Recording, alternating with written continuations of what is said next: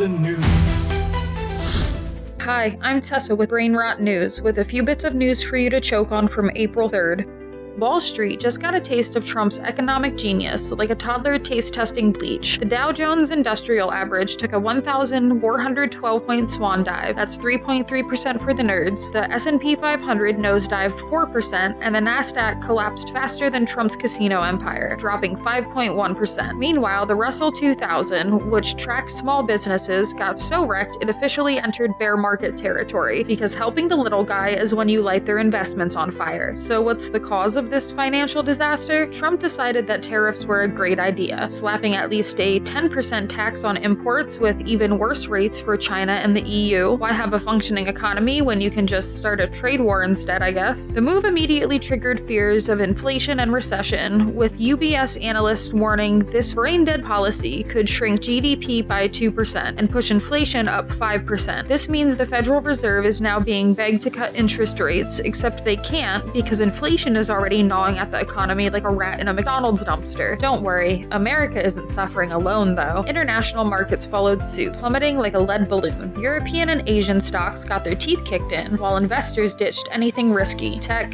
retail, or transportation, like they were running from a burning building. Even traditional safe havens like gold took a hit, because when Trump torches the global economy, he doesn't leave survivors. This is just the art of the deal in action, right? First you wreck the economy, then you tell everyone only you can fix it, and if that doesn't work, just blame China, the Fed, or hell, maybe even wind turbines again.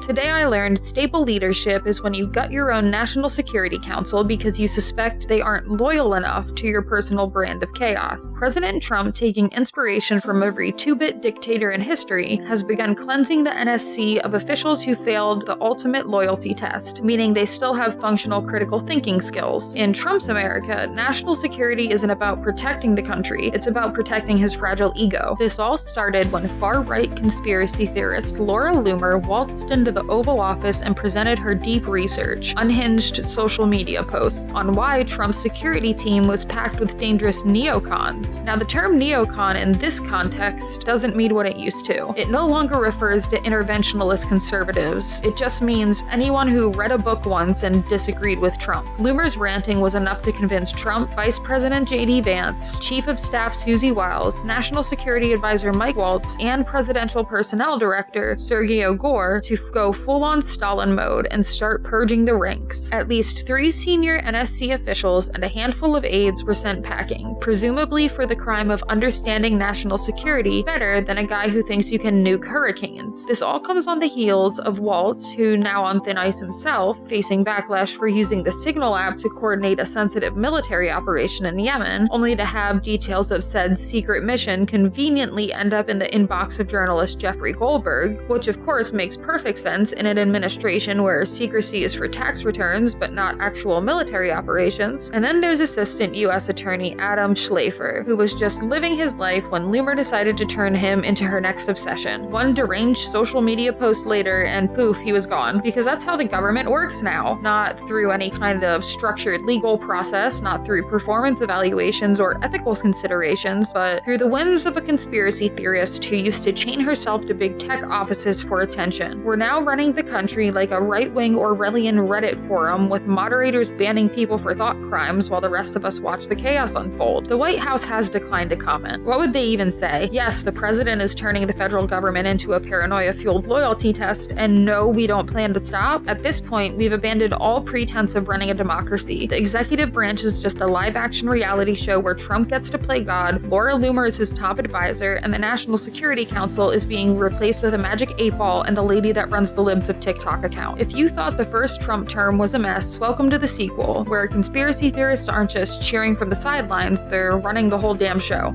If you thought watching Marco Rubio struggle during a debate was painful, wait until you see him try to reassure NATO that the US isn't about to ghost the alliance like a deadbeat dad. Lil Marco, the lightweight choker, somehow Secretary of State, because merit is a foreign concept in Trump's America, just wrapped up a NATO meeting in Brussels, where he attempted to calm the nerves of European allies who have been watching Trump's foreign policy the way one watches a drunk uncle try to parallel park, with a mix of terror and morbid curiosity. Standing next to newly minted US ambassador to NATO, Matt Whitaker, the guy whose main qualification is once running a fraudulent patent scam, Lil Marco puts on his best serious face and assures everyone that America is totally still committed to NATO, as long as they do whatever Trump wants. He insisted that the US is actively engaged in strengthening the alliance, provided, of course, that European members enhance their capabilities, which is diplomatic code for stop making Trump mad or he'll start stomping his feet. Whitaker, eager to prove he belongs in the big leagues, chimed in with the usual NATO is strong under Trump nonsense while simultaneously pushing the administration's favorite talking point, equitable burden sharing, which in Trump speak means we might abandon you at any moment, so good luck fighting Russia without us. While Lil Marco, the lightweight choker, might be doing his best to sell this as business as usual, NATO allies aren't buying it. It turns out people tend to get a little nervous when the sitting US president spends more time lavishing praise on Putin than he does reassuring European allies. Trump's unique approach to diplomacy, threatening allies with tariffs while cozying up to autocrats, has left NATO scrambling to figure out how to keep the alliance from falling apart without provoking the Orange Menace into rage quitting it entirely. The real panic, of course, is over Trump's reckless, half-baked threats about pulling US troops out of Europe. Yeah, that's a strong military strategy to suddenly decide to pack up and leave, just as Russia continues to eyeball the rest of Eastern Europe like a buffet. NATO's Secretary General Mark Rutte is now in the unenviable position of trying to keep the US engaged without setting off one of Trump's famous temper tantrums. An act of diplomacy so delicate it might as well be classified performance art. Meanwhile, European countries are reluctantly accepting that they might soon have to handle their own security without America, as Trump's shifting strategic priorities continue to leave them in the lurch. So while Lil Marco, the lightweight choker, desperately tries to keep up the illusion that everything is fine, NATO leaders are already drawing up contingency plans for a post-American alliance, because at this rate, Trump might just hand Europe over to Putin in exchange for a nice hotel in Moscow.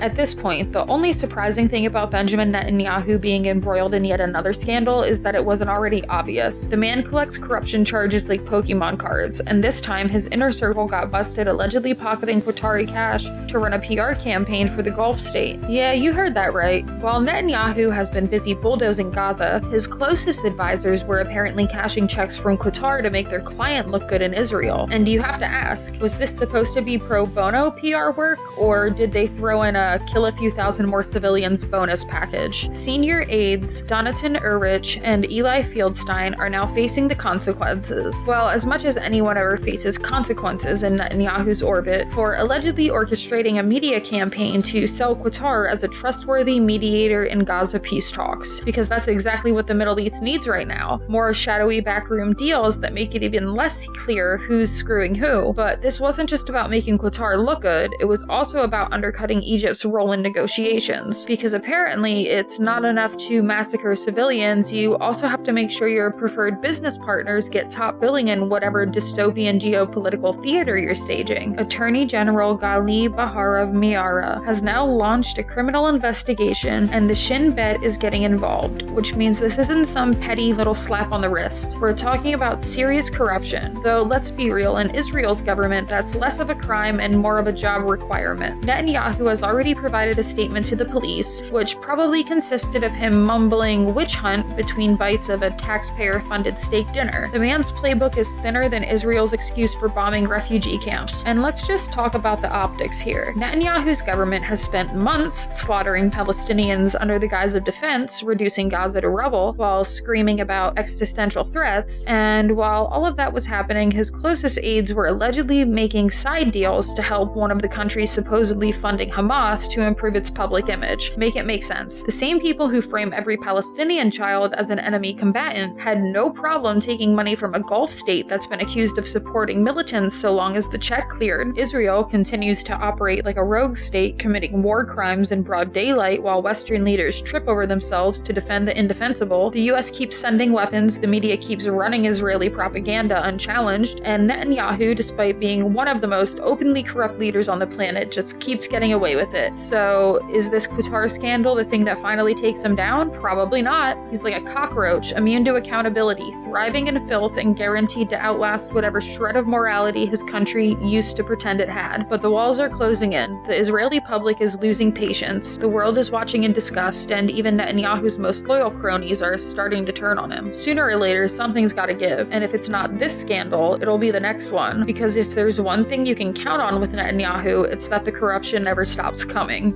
Well, look who just flipped the script and declared himself an independent candidate for New York City Mayor. Eric Adams, the ex-cop turned neoliberal surveillance enthusiast, is skipping the Democratic primary because he knows he'd get absolutely wrecked. But don't be fooled, this isn't some bold act of political independence, it's a desperate survival move, likely hand-delivered by Donald Trump himself. You see, Adams was drowning in a federal bribery case, something about illegal donations and favors from Turkish officials, a case that had magically disappeared when Trump's Justice Department took over. The official story? They dropped it so Adams could cooperate on immigration policy. The real story? Trump just bought himself a New York asset. Adams is running as an independent, not because he's rejecting the two-party system, but because he's got a brand new donor class, Trump's people. MAGA elites love a good political puppet, and Adams just got the strings attached. He's been a disaster for working-class New Yorkers, but that's exactly why the Republican establishment is suddenly warming up to him. Think about it. Trump gets to keep NYC in chaos, Adams does his dirty work under the guise of centrism, and right-wing billionaires funnel cash into his campaign. In return, Adams gets protection, a fat campaign war chest, and another shot at a term without having to face an actual Democrat in the primary. And if he wins, expect policies straight out of the GOP playbook: more police, more corporate handouts,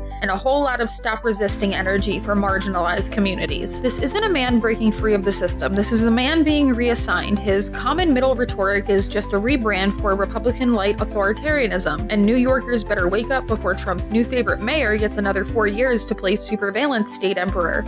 It looks like the Pentagon's mid-level officials are the latest to get tossed under the Trump bus right after America's credibility and whatever's left of its global leadership. Senator Roger Wicker, chairman of the Senate Armed Services Committee, and apparently the last Republican willing to pretend they care about foreign policy, just went off on the Defense Department for allegedly trying to reduce U.S. troop levels in Europe, without so much as a courtesy call to Congress. He called it deeply misguided and dangerous, which in political terms is code for "we just found out about this from an angry general and now we're scrambling to look like we're in charge." Of course, no political plan has been announced yet because Trump's governing style is less strategic roadmap and more chaotic tweet followed by mass confusion. But the writing's on the wall. The administration has made it clear that it's bored with Europe and wants to focus on two things: saber rattling at China and turning the US southern border into some kind of dystopian fortress state. Trump is demanding that NATO allies step up in a way that sounds an awful lot like "we're ditching you, good luck with the whole Russia thing." The hearing, attended by US European Command and Africa Command leaders, confirmed what everyone already suspected. The administration is considering scaling back its presence in Europe and even bailing on its leadership role in NATO's Allied Command. A strong defense strategy is abandoning leadership of nuclear command and control. Who needs that, right? It's not like we're facing an increasingly aggressive Russia, or like Ukraine is fighting for its survival while America's commander-in-chief openly fantasizes about letting Putin take whatever he wants. General Christopher Cavoli, a man who probably wakes up every morning wondering how his military career landed him in this mess, tried to remind everyone that keeping US troops in Europe actually matters. He pointed to an increased allied defense spending since Russia's 2022 invasion, which Trump probably still calls a territorial dispute, and warned against pulling intelligence and military support away from Ukraine because, shocker, if you cut off aid and withdraw forces, you're not just reevaluating priorities, you're giving Putin a green light to keep going. Meanwhile, Secretary of State Lil Marco, the lightweight choker, is currently in Brussels doing his best impression of a functioning diplomat, trying to convince NATO allies that America is still totally committed to the alliance, even as Trump's policies scream the exact opposite. It's a tough sell when your boss is openly hostile to NATO, loves dictators, and has spent years whining that European countries should pay him personally for protection. Even in a Congress filled with GOP bootlickers, this might be a step too far. The hearing showed a rare bipartisan concern over these shifts, which means even some Republicans are getting nervous about the long-term consequences of Trump gutting America's influence in Europe. But let's be honest, concern means nothing if they're too cowardly to actually do anything about it.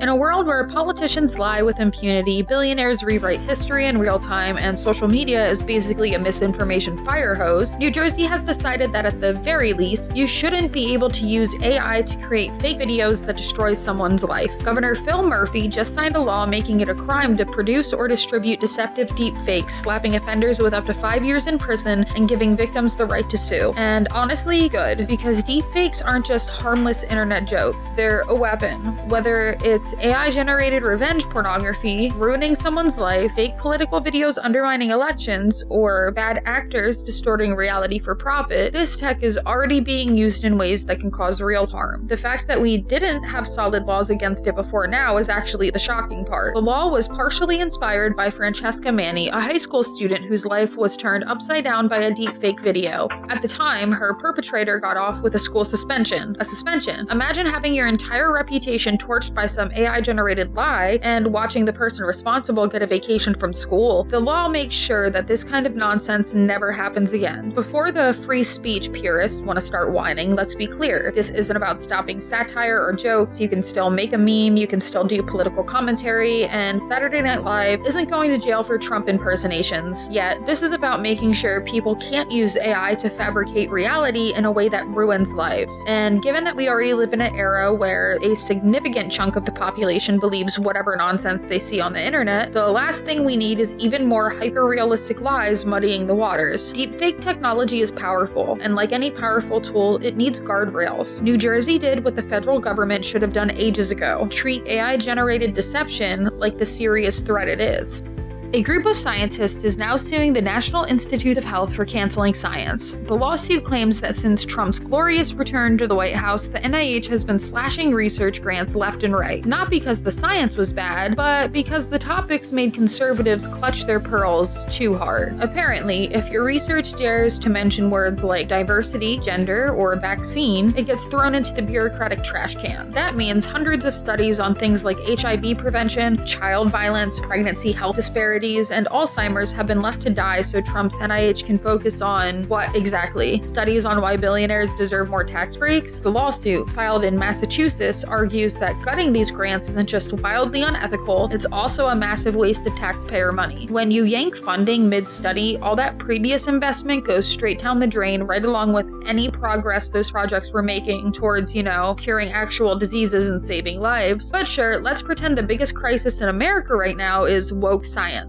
The Department of Health and Human Services, the agency overseeing NIH, has given us the classic non-response of "we decline to comment," which is government speak for, yeah, this is definitely happening, but we're not legally required to explain ourselves, so we won't. At the end of the day, this lawsuit is about more than just restoring lost research funding. It's about whether science in America has to tiptoe around the fragile egos of the far right just to get anything done. Because if that's the case, we might as well start handing out government grants for faith healing and essential oils.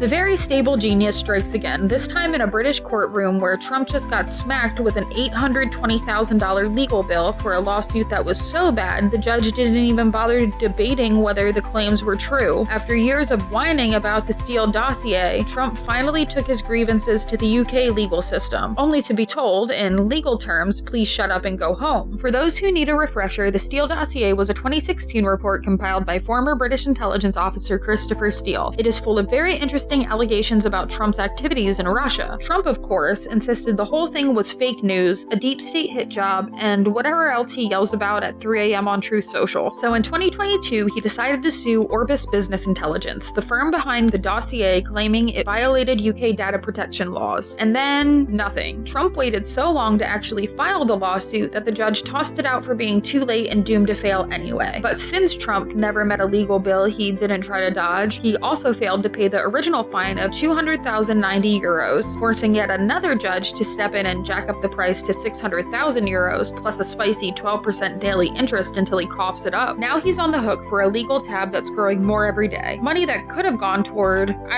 paying his actual legal defense team for the 500 other lawsuits he's currently drowning in. Instead, he's out here proving once again that the one thing he's truly gifted at is turning legal battles into expensive, humiliating public spectacles. So now the big question is, does Trump actually pay up, or does he treat this like his other unpaid bills and wait for some hapless lawyer to take the fall? Either way, British courts just reminded the world of a simple fact: no amount of bluster, delay tactics, or truthless social posts can save you from the legal consequences of being really bad at suing people. In a move that truly screams, we don't care about war crimes, Hungary has decided to quit the International Criminal Court, right as Israeli Prime Minister Benjamin Netanyahu touches down in Budapest. The timing, totally a coincidence, we're sure. Hungarian Prime Minister Viktor Orban, who has never met an authoritarian power grab he didn't like, went full attack mode on the ICC, calling its actions against Netanyahu outrageously impudent and cynical, because obviously, expecting anyone to be held accountable for alleged war crimes in Gaza is just so rude. Meanwhile, Netanyahu, currently starring in his own international legal drama, called Hungary's move bold and principled, because nothing says principled like dipping out on the entire international justice system. Now, before Orban can officially slam the door on the ICC, Hungary has to go through some bureaucratic hoops, like notifying the United Nations and passing legislation. So technically, Hungary is still bound by the ICC rules for now, which means Netanyahu's Budapest getaway remains a legal gray zone. But hey, Orban clearly wants to make it very clear that the ICC can't tell Hungary what to do, especially when it comes to inconvenient things like prosecuting war crimes. Unsurprisingly, international human rights groups are not thrilled. They're out here reminding the world that yes, ditching the ICC to protect a political ally accused of war crimes is exactly as bad as it sounds, but let's be real, Orban and Netanyahu aren't losing sleep over the human rights community's opinion. This is about something much simpler. If international law gets in the way of your agenda, just opt out. Problem solved. At this rate, why stop at the ICC? Maybe Orban and Netanyahu can form their own international court where the only war crime is being held accountable. That's all for Brainrot News, so subscribe for more chaos, like if you're questioning reality, and share if you want to ruin someone else's day with the news.